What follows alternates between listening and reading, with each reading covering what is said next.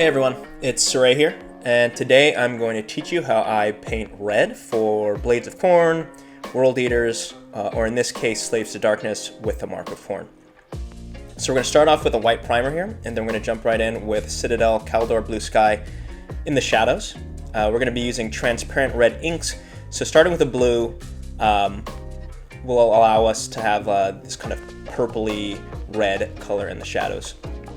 So here I overdid the blue a bit, so I brought it back with Liquitex titanium white ink. I'm just reducing those shadows back a little bit. And once we're done refining these highlights, we're actually going to go back and reinforce some of the shadows with a darker blue, in this case Liquitex Dark Prussian Blue, which is a real dark blue. We're going to want to make sure that we're focusing this in the deepest shadows, or the lowest areas of the model. And again, this is we're using a blue here so that when we use this red ink, it'll give us a bit of a purpley color when we spray it over.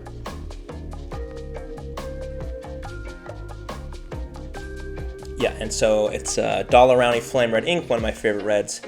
We're going to do this in a couple layers, and it's transparent, so you'll see the previously blue shadows will turn a bit of a purple color.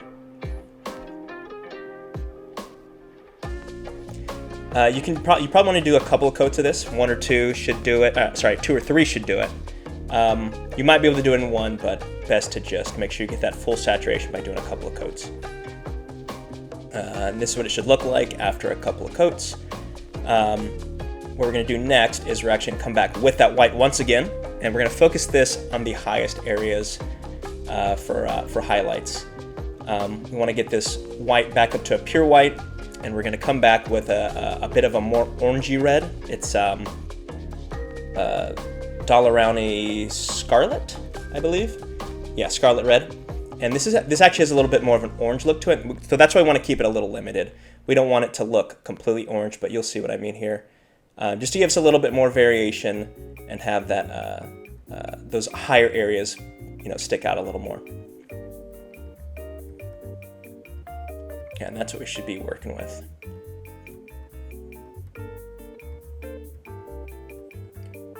All right, next up, we're going to start blacking out the other colors here. So I've already went ahead and did some of it, but I made sure to get some footage of it for you.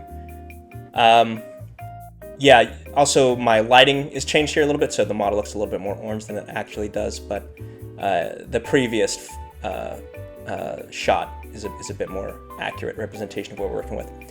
But yeah, I'm going to be painting my horses black. Obviously, if you don't want to paint your horses black, paint them a different color, but I think the black works really well with the red.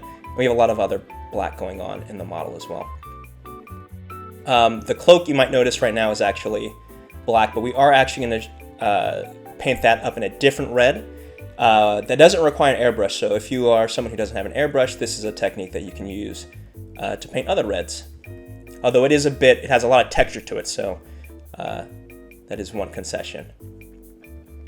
So what we're doing now is we're going to do some weathering, and I achieved that by using Vallejo Game Color Bloody Red and sponging the edges. This is basically semi-replacing edge highlighting. As you can see here, it's not fully replacing it. What I'm doing is I'm creating those chip marks, and then I'm going back with a brush and connecting those scratches to give the edges a worn look to it. We are going to jump in here with a Vallejo Panzer's Dark Rust and we're going to end up filling these in to make it look like those chips are a little bit deeper than just like surface level. Now you don't have to do that with every bit of highlighted edge. This just makes it so that you have a little bit of variation in that weathering. Yeah, we wouldn't be chaos without some severed heads. So for this elvish looking head, it looks like, I'm going to start with Citadel Kislev Flesh. Just make sure you're putting it on in a couple thin layers, probably going to require 2, maybe 3. And then you're going to come back with a 1-to-1 mix of Kislev Flesh and your preferred white paint. I think in this case I used that Liquitex white ink again, but you're just going to focus on the highest areas like the nose, the forehead, and the cheekbones. And then you're going to come back with Again, that Vallejo bloody red, very heavily thinned down, and you're just going to put it in the areas around the eyes and the mouth. I would limit it to those areas. You can put it in other areas like the cheeks if you want, but I would keep it limited. And then you're going to cover the flesh with Dreadful Visage, which is a contrast paint. You probably want to do 2 coats. It's very thin, but it'll give that skin that kind of dead look to it. And I didn't write down the paints for the eyes, but I just hopped in there with an ivory paint of my choice. You can do your choice and just put the paint up the eyes there. The specifics don't really matter. So this is the cloak that I mentioned. We're going to be sponging it on. This is very thinned down, probably 4 parts water, 1 part gory red by Vallejo Game Color. And you're going to be doing this in lots of layers, so you might notice, there's not very much color after you do this. This is probably after 2, maybe 3 passes with that sponge. You're going to want to build it up in layers so you can get that texture going. Once you're happy with that, you're going to come back with Vallejo Bloody Red again. We use this paint a lot for this tutorial, but this is also heavily thinned down, probably 3 parts, 4 parts water to 1 part paint. And the reason you're doing that is so that it doesn't leave much of a physical texture. And I'm going in again and refining it again. Focusing on the edges, the areas you would typically highlight with a brush by using layers. And I just want to give credit to this. This technique is actually a technique I picked up from Richard Gray. His tutorials are great, you should check them out. And then you're going to mix that Vallejo Bloody Red with some white. It's going to give you a bit of a pink color. You want to focus this on the edges, sharpest edges, highest highlights, area like that. Don't worry if it looks a little pink, because we're going to come in the step after this and bring it all back down to a red. So if you don't like that pink look, don't worry. With that same mixture, I'm going to do some paint up some scratches just to enhance that weathered, beaten look on his cape here.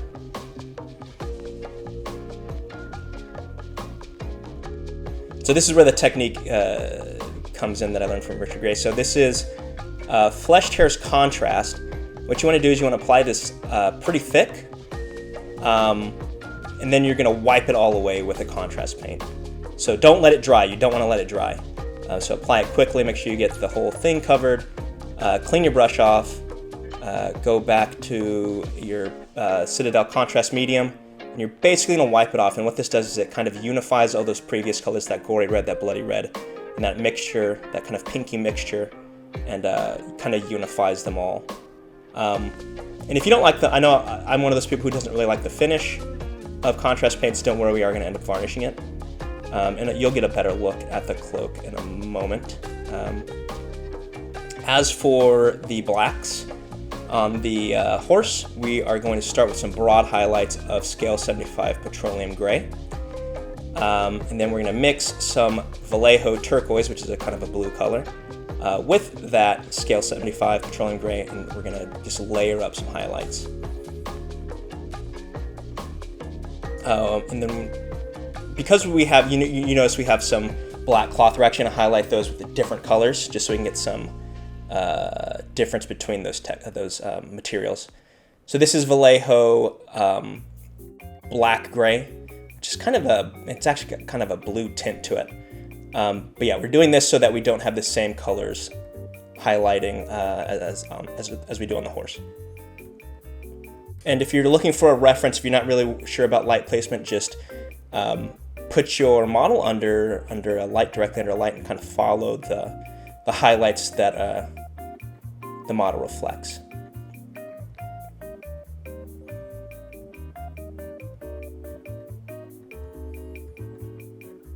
And so you might notice he also has black boots. We are going to do those slightly different as well. What I'm doing here is I just quickly glazed in some black just to get those transitions a little bit smoother. I wasn't super happy with how the layering had gone on that initial pass. So I actually don't do much highlighting on the boots here. I just weather the edges out a bit.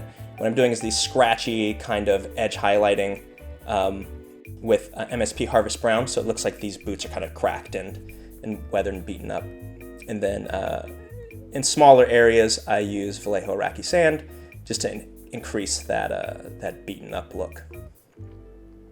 For the horns, they were already based black, but I went in with another base coat of Vallejo English uniform, and then I went in with a lighter color here and did some striations. I believe that is Vallejo Iraqi sand. Yeah, that was Iraqi sand, the same as we used on the boots. And then just on the tips here, we're going to glaze in some Vallejo dark brush just to give those tips a little bit of a darker color. We're going to wash the entire thing in Cire from Sepia, not thin down or anything, just apply it neat out of the pot. And again, I don't really like the finish of shade paints, but we are going to end up varnishing, so don't fret too much if you're not happy with the finish there. For the cloak, we're going to do a little bit of wet blending. So I start off with some MSP Harvest Brown. It's pretty thin out of the pot. You don't need to thin it too much other than to just get it off the brush. You're definitely going to have to do a couple of coats here. But while that's still wet, I mix in some Vallejo Dark Gray around the edges, and then I clean my brush and just blend them together. You're probably going to have to do this a couple of times to refine it to your taste. Wet blending is very easy on things like fur, so if you're wanting to try out the technique, I think this is a great place to start it. And then at the top of that MSP Harvest Brown, I added a little bit of Vallejo Beige Brown, just to add a little bit more variation. And then we're going to return to our Iraqi sand and dry brush the whole thing. With this tutorial, I know in my previous ones I've had a lot of paints, so I'm trying to limit the number of paints down as much as I can. Obviously, we want to have some variation in some paints. Sometimes it's easier to have a new paint instead of mixing them up, but trying to make it so that we're reusing some of those paints like the Iraqi sand, MSP Harvest Brown, stuff like that. And once you're done with that dry brush, you're going to grab some Agrax Earthshade directly out of the pot and apply it over the entire thing. And then we're going to do some panel lining. I start off with a gloss varnish. Brand doesn't really matter, but I use Vallejo because it's pre-thinned out of the airbrush, or pre-thinned out of the pot for the airbrush. And then I apply some Tamiya panel liner. I use a brush here because the applicator sometimes is not the best tool. Sometimes it likes to apply it way too much at a time, so you can use a brush with it. Actually, this model had some weird cracking on it, so I figured I'd have some fun with it and do a little bit of a glowing lava thing. So this is going to seem like a lot of steps, but really it's just a lot of back and forth. I flood the area with titanium white ink. It doesn't have to be ink, I just use ink because it's pre-thinned, and I've already used it before earlier in the tutorial. Then you're going to go in and you're going to apply that scarlet and flood it into the areas previous in white. Then you go back to the white, and then you're going to go into a smaller area around the center of this cracked thing, and you're going to apply some Indian yellow ink. And then you go back with the white. Again, smaller area, not covering up all that previous yellow. And then you're going to come back with an even brighter yellow, in this case, Brilliant Yellow by Dollarani. And you might have to do some blending back and forth, but it's pretty forgiving. If you haven't used inks, I think this is a great area to start. And once that's done, we're going to grab Vallejo Black and just around the edges where you think like this metal might be getting crusted or burnt, you just want to do a little bit of edge highlighting, and that's what it should leave you with. Yeah, and then once you're done with that, we're going to come in with a Vallejo matte varnish. If you like your reds to stay very vibrant, I would suggest you do a satin varnish. Matte varnish does kill the I guess saturation, the vibrancy a little bit, but I really prefer this kind of beaten look. But if that's not what you're looking for, satin varnish is probably your best bet. For the metallics, you might have noticed I already base coated them in a brown decayed metal. You don't have to do that. I just did it because I was curious. It's not a step that's actually necessary, but what you do need to do if you want it to look like this is use Runelord Brass, which is a pretty light brassy brown color. You could always go with a more brassy yellowy with like Retributor Gold or Victorian Brass by Scale 75. It's a bit darker, more the typical Khorne, but I prefer this look.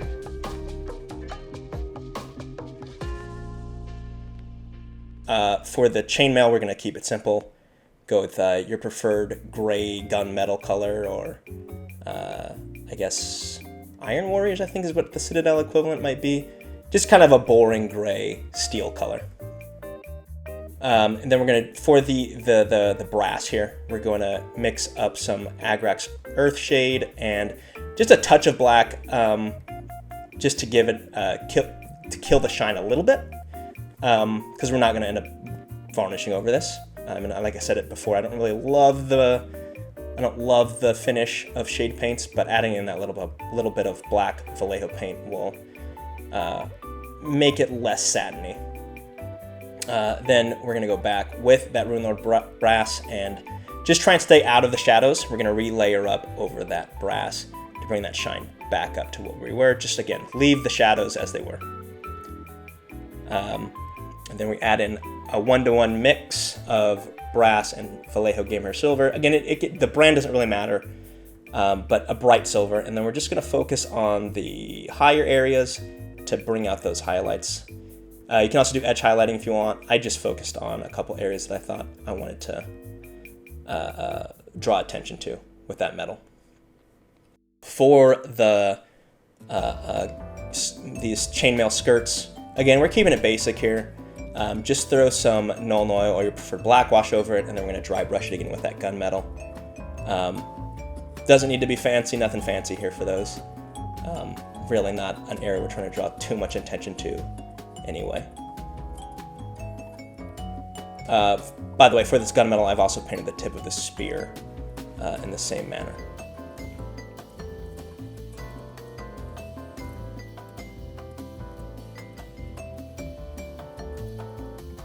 And yeah, this is going to be the final step, and that should leave us with this.